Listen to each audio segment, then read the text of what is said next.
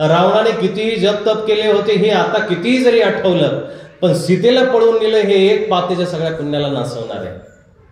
कंसाने किती पुण्य केलं, किती त्याचा भाचा कृष्ण होता, हे कितीही चांगलं असलं, पण त्या भाच्याचाच नाश व्हावा याच्यासाठी त्यांनी 6 बाळकं मारले. हे पाप आठवल्यानंतर त्याचं सगळं पुण्य संपलंय. म्हणून बाबांना पुण्य असं करा की ज्याचं स्मरण आपल्या सर्वांनी केलं पाहिजे, ज्याचं विस्मरण कुणाला न होता ते स्मरण सदोदित आपल्या मुखामध्ये राहिलं पाहिजे, सदैव आपण त्याची आठवण केली पाहिजे. म्हणून भगवद्गीतेच्या ह्या 9व्या अध्यायातील श्लोकाचा अर्थ असा आहे, यत करोशी, जे तुम्ही करता ते उत्तम रीतीनं करा. यदस्नाशी, जे तुम्ही खाता, अशन म्हणजे भोजन खाणे, यदस्नाशी म्हणजे जे तुम्ही खाता ते चांगलं खा. चांगलं देवाने पिकवलेले, चांगलं देवाने दिलेलं आहे आणि ते चांगलं परमात्म्याने याच्यासाठी दिलेलं आहे. आतापर्यंत बघा जगाच्या पाठीवरती बाजरीचे ताटं तोडले, कंस तोडले म्हणून बाजरीच्या पिकाचा नायनाट झाला असं कधीच नाही आहे. वाघ मारले म्हणून 936 वाघ शिल्लक आहेत, काहीतरी आहेत की नाही. प्रजाती संपत चालल्या, हरणं संपत चालले, शेळ्या मेंढ्या काय जे असतील जनावरं संपत चालले. पूर्वी कशा काळीसारखे राहिले नाही, प्रत्येकाच्या घरासमोर गोधन बांधलेलं असायचं, पण आता नाहीये. त्याचं कारण काय की आपण त्यांचा चुकीच्या पद्धतीने उपभोग घेतोय. पण परमात्म्याने जी सृष्टी निर्माण केलेली त्या सृष्टीचाच आपण व्यवस्थित उपभोग जर घेतला, ही सृष्टी तुम्हाला 10 पटीनं देत असते. एक दाना आपण टाकत चाललो ना, त्या दाण्यातून हजारो दाणे निर्माण होतात. ही सृजनशीलतेची ताकद परमात्म्याची आणि पृथ्वीची आहे. ती सृजनशीलता आपण लक्षात घेऊन आपलं जीवन जगलं पाहिजे.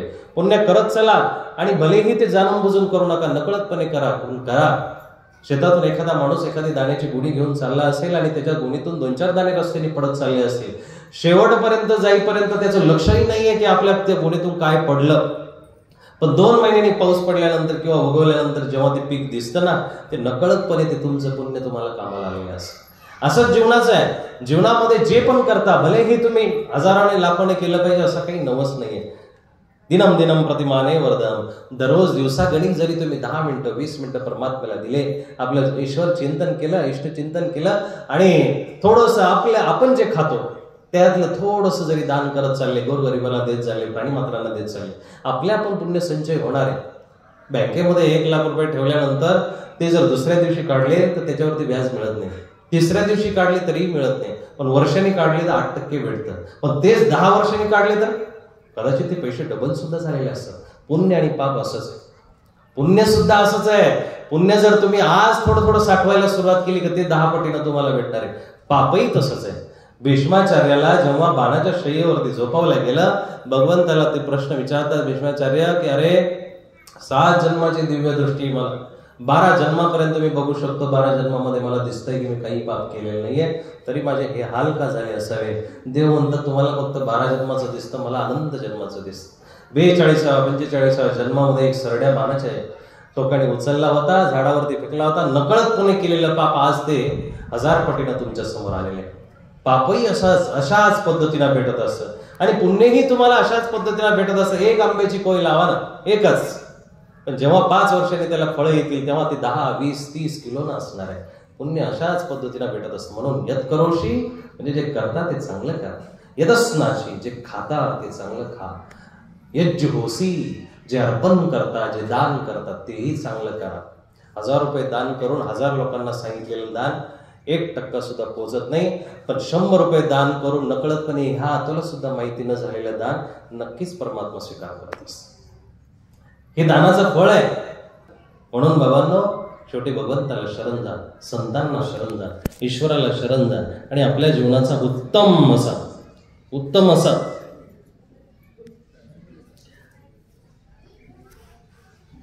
आज ह्या जन्मामध्ये जर अचानक व्याधी येत असतील ना, अचानक, आणि अशा दुर्धर व्याधी की ज्या व्याधी सहजासहजी बऱ्या होत नाही, हे पाठीमागच्या जन्माचं असं फळ आहे की ज्या जन्मामध्ये आपण गोरगरिबांवरती, दीनदलितांवरती आणि नवे छोटे छोटे क्षुद्र प्राण्यांवरती केलेले अत्याचार ते व्याधीच्या रूपामध्ये प्रगट होत असतात. म्हणून निरोगी राहण्यासाठी निरोगी कार्य करणं गरजेचं आहे, निरोगी कर्म करणं गरजेचं आहे. आणि ते जर तुम्ही कर्म करत राहिले तर शेवटी बघा ना, काय शेवटी शिल्लक राहणार आहे. एका पार्कमध्ये, शहरातल्या त्या पार्कमध्ये बरीचशी माणसं फिरत होती आणि फिरता फिरता एक पोलीस कमिशनर तिथं रिटायर होते आणि ते फिरत होते. दररोज संध्याकाळी तिथं फिरायला यायचे आणि फिरायला आल्यानंतर ते फक्त बघायचे आणि थोडेसे, आता पोलीस क्षेत्रामध्ये राहिलेला माणूस कोणाशी बोलायचा नाही जास्त, फक्त बघत राहायचा. बघत राहता जाता एक दिवस ते बाकावरती बसले, ते त्यांच्या शेजारी एक म्हातारा माणूस येऊन बसला आणि सहज गप्पा मारायला लागला. पण त्या कमिशनर साहेबांनी त्यांच्याकडे काही लक्षच दिलं नाही बरं का. शेठ लक्ष दिलं नाही. बोलतोय म्हातारे काहीतरी असेल बिनकामाचं बोलतोय. हे स्वतःच्या घमंडीमध्ये होते की हे सगळे म्हातारे दिसत आहेत, पायजम्यामध्ये दिसत आहेत, असतील कुठून तरी खेड्यातून आलेले असतील, त्याच्यामुळे यांच्याकडे काय लक्ष द्यायचं. म्हणून त्या माणसाने त्याच्याकडे काही लक्ष दिलं नाही. न राहून त्या माणसाने विचारलं, शेजारी जे म्हातारे व्यक्ती होते त्यांनी यांना विचारलं की काहो, मी तुमच्याशी एवढं बोललो पण तरीही तुम्ही माझ्याशी काहीच बोलायला तयार नाही. ते म्हटले काय बोलायचं तुमच्याशी, तुम्ही जे गप्पा मारताय त्या माझ्या लेवलच्या नाही आहे गप्पा. म्हटले कशा? अहो मी पोलीस कमिशनर होतो, शेवटी रिटायर झालो, DIG झालो, अंक झालो, IG झालो, आणि ह्या पदावरून रिटायर झाल्यानंतर तुमच्यासारख्या गावंढळ माणसाची काय चर्चा करायची. तो तरीही तो माणूस, म्हातारा माणूस त्याच्या शेजारी बसलाच, थोड्याशा गप्पा मारल्या, निघून गेला. दुसऱ्या दिवशी आला, त्याच्या शेजारी बसला. मग हा दुसऱ्या दिवशी मी अमक्या नक्षलवाद्याला मारलं, तमक्या गुंडाचा फोन केला, असं केलं तसं केलं, आपल्याच बडाया चालू. शेवटी न राहून 3-4 दिवस झाले, 5-6 दिवस झाले, आणि ते म्हातारे जे व्यक्ती होते ना, त्यांनी एक उदाहरण दिलं. ऐका कमिशनर साहेब, तुम्ही जे इथं बसलेले ना, इथं समोर जे दिसत आहेत ना, ही सगळी माणसं एक विजेच्या बल्बासारखी आहे. बल्ब आहे ना, त्या बल्बासारखी आहे. सुरुवातीला सगळं काही होती, पूर्वी जी होती ना ती मोठीच होती, प्रत्येकाच्या क्षेत्रामध्ये काम करणारी होती. पण आता जी आहेत ना, हे सगळे उडालेले बल्ब आहेत आता जे आहेत ना. आणि तुमच्या माहितीसाठी म्हणून मी सांगतो कमिशनर साहेब, मी सुद्धा 2 वेळा संसदेचा सदस्य राहिलेलो, म्हणजे मी 2दा खासदार राहिलेलो. तर कमिशनरने तोंडाकडे पाहायला सुरुवात केली, अरे महोदय, मग नमस्कार, मी तुम्हाला ओळखलं नाही, असं तसं. मग त्यांनी त्या खासदारांनी त्याला व्यवस्थित सांगायला सुरुवात केली, साहेब असं आहे की प्रपंचामध्ये जसं जसं तुमचं वय वाढत जातं ना, तशी तशी तुमची इज्जत, किंमत कमी होत जात असते. लाईटीचा जो बल्ब आहे ना, तो बल्ब भले 50 वॅटचा असेल, 40 वॅटचा असेल, 10 वॅटचा असेल, 100 वॅटचा असेल, 200 वॅटचा असेल, जोपर्यंत तो प्रकाश देतोय तोपर्यंत त्याची किंमत आहे, तोपर्यंत तो होल्डरला आहे. पण जेव्हा तो उडाला, त्याचा प्रकाशही कामाचा नाहीये, तो कचऱ्यात देण्याच्याही कामाचा नाहीये. आपण सगळे उडालेले बल्ब आहेत. तुम्ही आम्ही एकत्र झालेलो आहोत ना. आपण पूर्वी काय होतो, 90 वॅटचं होतो, 100 वॅटचं होतो, काय होतं ना, ते आता काही कामाचं नाहीये. आता काय आहोत, आता आपण रिटायर आहोत आणि आता आपण उडालेलं बल्ब आहोत. पण त्यांनी 2-4 लोकांचं नाव घेतलं. अरे ते समोर बघा, ते इस्रोचे चेअरमन होते, ते समोर बघा, ते खूप मोठे सायंटिस्ट होते, ते समोर बघा, ते असे. आणि मग त्या कमिशनरचे डोळे उघडले आणि तो म्हणतो की अरे माझ्या तर लक्षातच आलं नाही, मला वाटलं मीच मोठा आहे, मला वाटलं माझ्यासारखा कोणी नाही. पण आपण सगळे इथं जे बसलेले ना, पावर संपून गेलेली माणसं आहे, पावर उडून गेलेली माणसं आहे. आणि जसं शतरंजामध्ये, बुद्धिबळामध्ये राजा असो, उंट असो, राणी असो, खेळत असताना वेगवेगळे असतात, पण जेव्हा कवड्या सोंगाड्या एकत्र होतात ना, तेव्हा एकाच डब्यामध्ये जात असतात. माणूसही वेगवेगळ्या पद्धतीने ईश्वराने दिलेलं कार्य करत असेल, पण शेवटच्या समयाला तो एकाच ठिकाणी विलायला जात असतो, एकाच ठिकाणी एकत्र होत असतो. म्हणून हे मान पान पद प्रतिष्ठा सन्मान तुमचे जे काही बढाया असतील ना, या बढाया काही कामाच्या नाही. पुत्र होता सारथ्याचा, तरीही कर्णा निंदिले, कवच कुंडले काढून देता, लोकबंधू लागले. कर्ण दानी होता, पण त्या दानाची एवढी किंमत लोकांना आली नाही. पण जेव्हा त्याने कवच कुंडले इंद्राला काढून दिली ना, तेव्हा लोक त्याला समजायला लागले, वा काय दंशूर आहात तुम्ही, वा वा वा, छान छान छान. केव्हा सगळं काही दिल्यानंतर कवच कुंडले काढून देता, लोकबंधू लागले.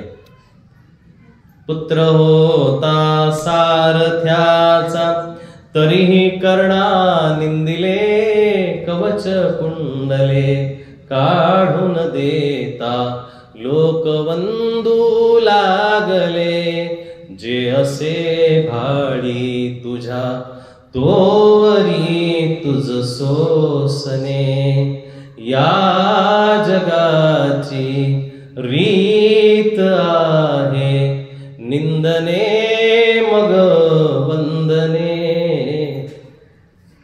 प्रथमतः तुम्हाला थोडीशी निंदा सहनच करावी लागेल.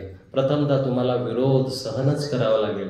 प्रथमतः तुम्हाला जे सुख भेटलं त्याचं दुःख सहनच करावं लागेल. आणि मग कुठंतरी तुमच्या जीवनाचा एक चांगला भाग उज्ज्वल होऊ शकतो. कुठंतरी तुमच्या जीवनाचा एक चांगला भाग तयार होऊ शकतो.